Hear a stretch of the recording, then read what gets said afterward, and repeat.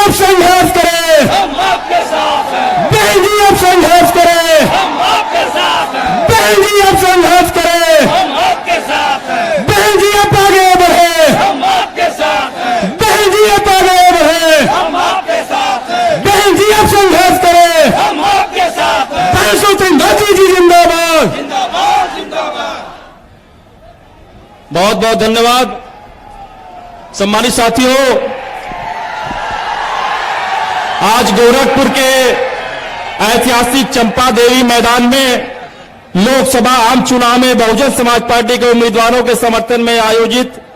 इस चुनावी जनसभा की मुख्य अतिथि देश में करोड़ों करोड़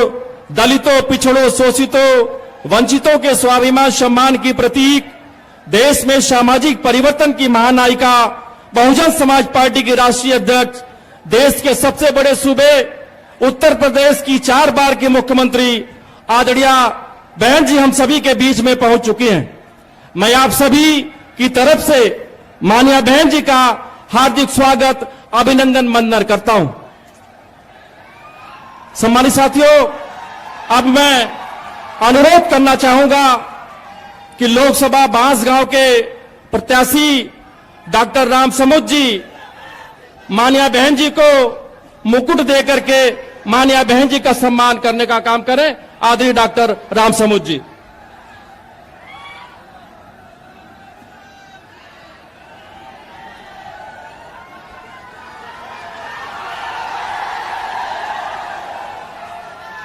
अब मैं गोरखपुर के बहुजन समाज पार्टी के प्रत्याशी श्री जावेद सिमरानी साहब माननीय बहन जी का बहुजन समाज पार्टी का चुनाव चिन्ह हाथी देकर के माननीय बहन जी का स्वागत करेंगे। हमारे महाराजगंज के बहुजन समाज पार्टी के उम्मीदवार मोहम्मद मौसमे आलम साहब माननीय बहन जी का मुकुट देकर के सम्मान करने का काम करेंगे। बहुजन समाज पार्टी पदाधिकारियों की तरफ से श्री वीरेंद्र पांडे जी जो हमारे प्रत्याशी भी रहे हैं, माननीय बहन जी का हाथी चुनाव चिन्ह देकर के माननीय बहन जी का सम्मान करने का काम करेंगे। आदरणीय वीरेंद्र पांडे जी। सम्मानित साथियों, अब बिना किसी विलंब के मैं बाअदब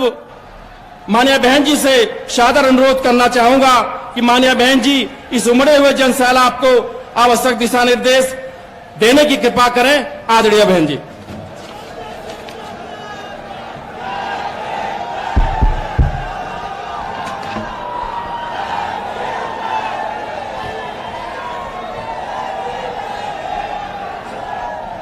बीएसपी की इस चुनावी जनसभा में इकट्ठा हुए पार्टी के सभी छोटे बड़े पदाधिकारी एवं कार्यकर्तागण, आज आप लोग देश में व यहाँ आपके उत्तर प्रदेश स्टेट में भी लोकसभा के लिए हो रहे आम चुनाव में अपनी पार्टी के उम्मीदवारों के समर्थन में मुझे सुनने के लिए यहाँ इकट्ठा हुए हैं, तो उसके लिए मैं आप सभी लोगों का हार्दिक दिल से आभार प्रकट करती हूँ। वैसे आप लोगों को ये मालूम है कि हमारी पार्टी कांग्रेस, बीजेपी व अन्य किसी भी विरोधी पार्टी तथा गठबंधन आदि के साथ मिलकर नहीं, बल्कि अकेले ही अपनी पार्टी के बलबूते पर पूरी तैयारी व दमदारी के साथ ये चुनाव लड़ रही है। इसके साथ ही हमने टिकट बंटवारे के मामले में भी सर्व समाज के लोगों को उचित भागीदारी दी है, जिनको कामयाब बनाने के लिए अपनी पार्टी के लोग पूरे जी जान से लगे हैं। हालांकि आज यहाँ आपकी इकट्ठा हुई ये भीड़, वह भीड़ के जोश को भी देखकर अब मुझे भी काफी हद तक भरोसा हो गया है कि पिछली बार की तरह इस बार भी आप लोग अपने प्रदेश से या लोकसभा चुनाव में अपनी पार्टी का बेहतर रिजल्ट जरूर लाएंगे। इसके लिए अब मैं आप लोगों का ध्यान कुछ जरूरी बातों की तरफ दिलाना चाहती हूँ। और इस संबंध में विशेषकर मैं कांग्रेस, बीजेपी व इनके अन्य सभी सहयोगी दलों के बारे में ये कहना चाहूंगी कि आजादी के बाद शुरू में केंद्र व देश के काफी राज्यों में भी ज्यादातर सत्ता यहाँ कांग्रेस पार्टी के हाथों में केंद्रित रही है, किंतु इनकी अधिकांश मामलों में रही गलत नीतियों व गलत कार्य प्रणाली आदि की वजह से ही फिर इस पार्टी को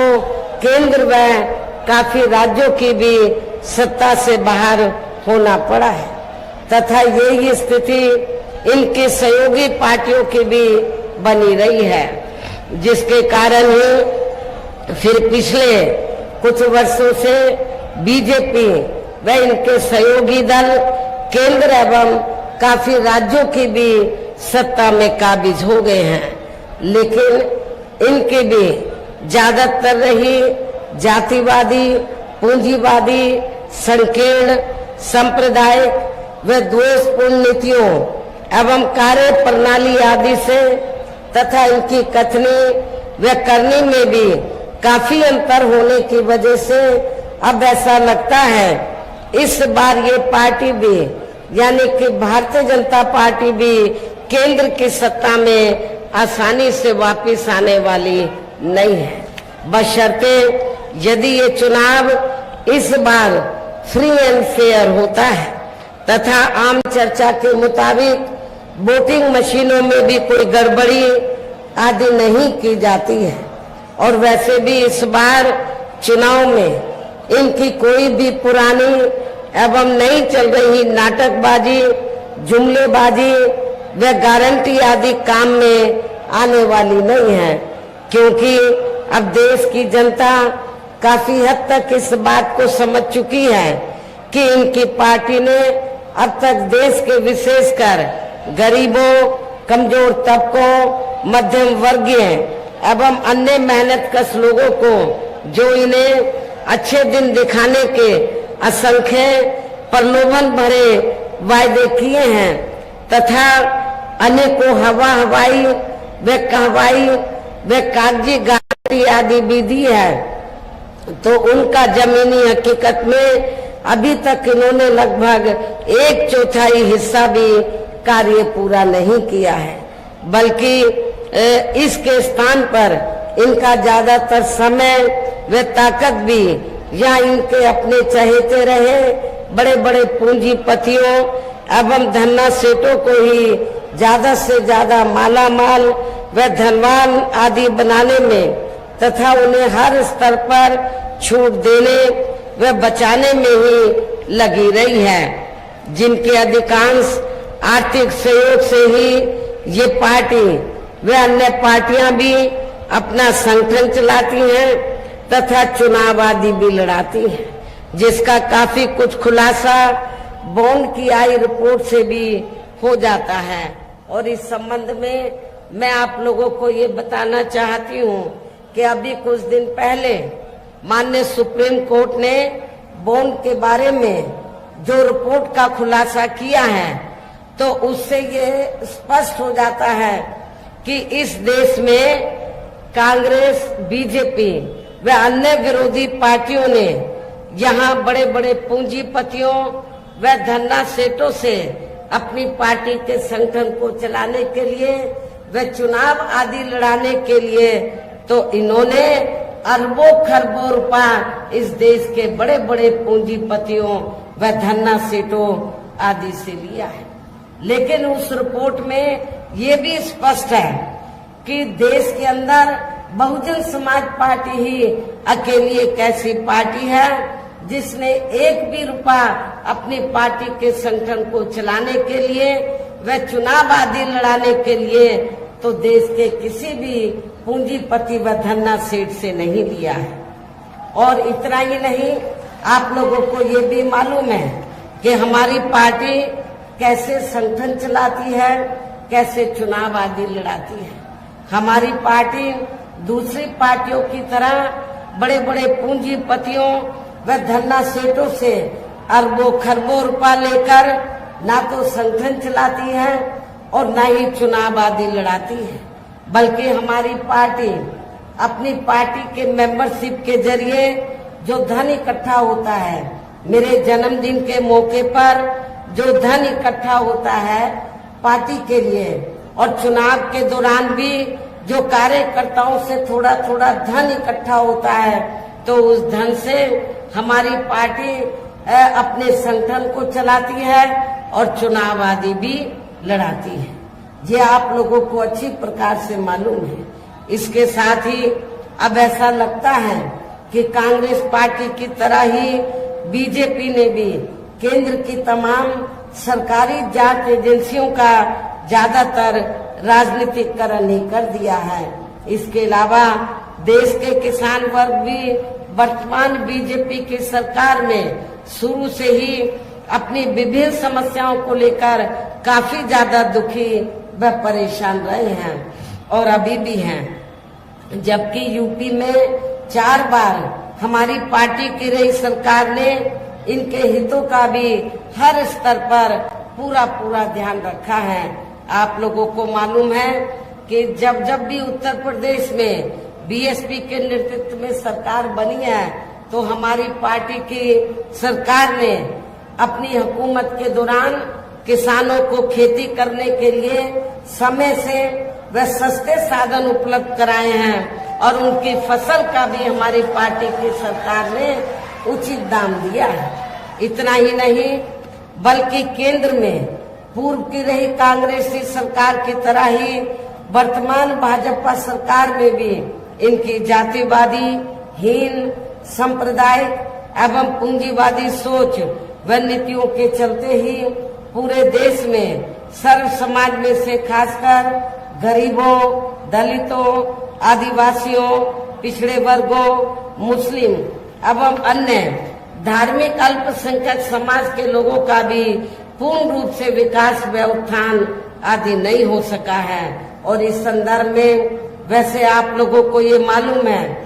कि पूरे देश में यहाँ दलितों, आदिवासियों एवं अन्य पिछड़े वर्गों का सरकारी नौकरियों में वर्षों से अधूरा पड़ा आरक्षण का कोटा भी अभी तक पूरा नहीं भरा गया है। विशेषकर एससी व एसटी वर्गों के सरकारी कर्मचारियों का पदोन्नति में आरक्षण भी अब काफी हद तक प्रभावहीन ही बना दिया गया है। और इतना ही नहीं, जब समाजवादी पार्टी की यूपी में सरकार थी, तो समाजवादी पार्टी की सरकार ने इन वर्गों के सरकारी कर्मचारियों का पदोन्नति में आरक्षण बिल्कुल खत्म कर दिया था। ये भी आप लोगों को मालूम होना चाहिए। ऐसी स्थिति में दलितों और आदिवासियों को एक भी वोट समाजवादी पार्टी को नहीं देना है। साथ ही केंद्र व राज्यों में भी विरोधी पार्टियों की रही सरकारों में इन सभी वर्गों को प्राइवेट सेक्टर में आरक्षण दिए जाने की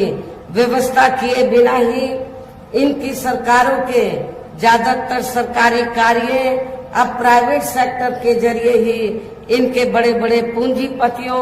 व धंधा सेठों आदि को ही दिए जाने के कारण अब इनको पूरे देश में आरक्षण का बहुत कम ही लाभ मिल पा रहा है। इसी प्रकार इनका अन्य और मामलों में भी शोषण व उत्पीड़न आदि होना अभी तक भी बंद नहीं हुआ है। इनके साथ साथ मुस्लिम व अन्य धार्मिक अल्पसंख्यक समाज के लोगों की भी हालत हर स्तर पर यहाँ काफी ज्यादा खराब व दयनीय बनी हुई है, जिसका काफी कुछ खुलासा सच्चर कमेटी की रिपोर्ट में भी किया गया है। इतना ही नहीं, बल्कि पिछले कुछ वर्षों से केंद्र व अधिकांश राज्यों में भी बीजेपी व आरएसएस की सरकारों के चलते हुए अब इनका विकास एवं उत्थान आदि होना भी काफी हद तक बंदशाही हो गया है। आए दिन इन पर खासकर हिंदुत्व की आड़ में हो रही जुल्म जाति भी यह काफी ज्यादा चरम सीमा पर पहुंच चुकी है। इनके साथ साथ अपर कास्ट समाज में से विशेषकर गरीब लोगों की भी हालत हमें कोई खास अच्छी नजर नहीं आती है। इनकी गलत कृषि नीतियों के कारण किसान वर्ग भी आए दिन आंदोलित ही रहता है। साथ ही इनकी गलत आर्थिक नीतियों की वजह से देश की अर्थव्यवस्था पर भी इसका काफी बुरा प्रभाव पड़ रहा है, जिससे यहाँ विशेषकर छोटे एवं मध्यम वर्गीय व्यापारी वर्ग भी काफी ज्यादा दुखी व परेशान हैं। और अब केंद्र में पूर्व की रही सरकारों की तरह वर्तमान भाजपा सरकार में भी यहाँ पूरे देश में गरीबी, बेरोजगारी एवं महंगाई आदि भी लगातार काफी ज्यादा बढ़ रही है। देश में हर स्तर पर फैला भ्रष्टाचार भी अभी खत्म नहीं हुआ है। ऐसे में अब आप लोगों को देश में हो रहे लोकसभा आम चुनाव में कांग्रेस, बीजेपी व इनकी सहयोगी पार्टियों को भी केंद्र की सत्ता में आने से जरूर रोकना है, जिनकी गलत नीतियों व गलत कार्य प्रणाली आदि को आप लोग काफी हद तक आजमा भी चुके हैं। ऐसी स्थिति में अब ये विरोधी पार्टियां इस चुनाव में भी किस्म किस्म के साम, दाम, दंड भेद आदि अनेकों हथकंडे इस्तेमाल करके केंद्र की सत्ता में आने की पूरी कोशिश में लगी हैं, जिनसे अपनी पार्टी के लोगों को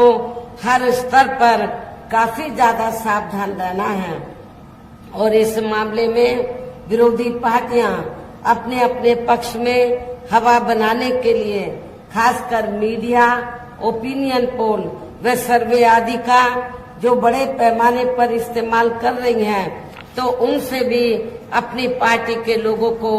बिल्कुल भी गुमराह नहीं होना है। इसके साथ ही विरोधी पार्टियों के विभिन्न रूपों में जारी किए गए इनके हवाई व प्रलोभन भरे चुनावी घोषणा पत्रों एवं वायदों आदि के बहकावे में भी अपनी पार्टी के लोगों को कतई नहीं आना है, जिन्हें ये पार्टियां चुनाव खत्म होने के बाद ज्यादातर अमल में नहीं लाती हैं। और अब जिन पर से देश की जनता का अधिकांश विश्वास ही उठ गया है। यही खास वजह है कि हमारी पार्टी किसी भी चुनाव में अपनी पार्टी का कोई भी चुनावी घोषणा पत्र आदि जारी नहीं करती है। वैसे भी हमारी पार्टी किसी भी मामले में कहने में बहुत कम बल्कि कार्य करके दिखाने में ही ज्यादा विश्वास रखती है। और इस बात का सबसे बड़ा सबूत ये है कि उत्तर प्रदेश में 4 बार हमारी पार्टी के नेतृत्व में रही सरकार ने चुनाव में अपनी पार्टी के बिना कोई जारी किए गए चुनावी घोषणा पत्र के ही प्रदेश व आम जनहित में काफी कुछ ऐतिहासिक कार्य करके दिखाए हैं, जिनकी अब देश में अधिकांश पार्टियों की सरकारें काफी नकल भी कर रही हैं। जबकि इस मामले में हमारी पार्टी का ये कहना है कि यदि इन पार्टियों के स्थान पर केंद्र में हमें अपनी पार्टी की सरकार बनाने का मौका मिलता है, तो तब फिर हमारी पार्टी की बनी सरकार केंद्र में यहाँ तक रही सभी विरोधी पार्टियों की सरकारों की तरह केवल हवाई व कागजी कार्य आदि नहीं करेगी, बल्कि उत्तर प्रदेश की तरह ही जमीनी हकीकत में ठोस कार्य करके दिखाएगी। और इस संदर्भ में खासकर मैं ये कहना चाहूंगी, केंद्र द्वारा देश में पिछले कुछ समय से अति गरीब परिवारों को अस्थायी तौर पर फ्री में जो थोड़ी सी खाद्य सामग्री आदि दी जा रही है, तो उससे इनका यानी कि गरीब लोगों का स्थायी तौर पर भला होने वाला नहीं है। लेकिन ये थोड़ा सा फ्री में राशन देकर बीजेपी व आरएसएस के लोग क्या करते हैं, जब चाहे देश में छोटा चुनाव हो, किसी भी राज्य में या बड़ा चुनाव हो, तो इसकी आड़ में बीजेपी व आरएसएस के लोग गरीब लोगों का जो वोट है उसको बनाने का प्रयास करते हैं, ये कहकर कि केंद्र की सरकार ने तुमको फ्री में राशन दिया है, जबकि इसमें रत्ती भर भी सच्चाई नहीं है। मैं आप लोगों को, गरीब लोगों को ये बताना चाहती हूँ कि आप लोगों को जो फ्री में थोड़ा सा राशन आदि दिया जा रहा है,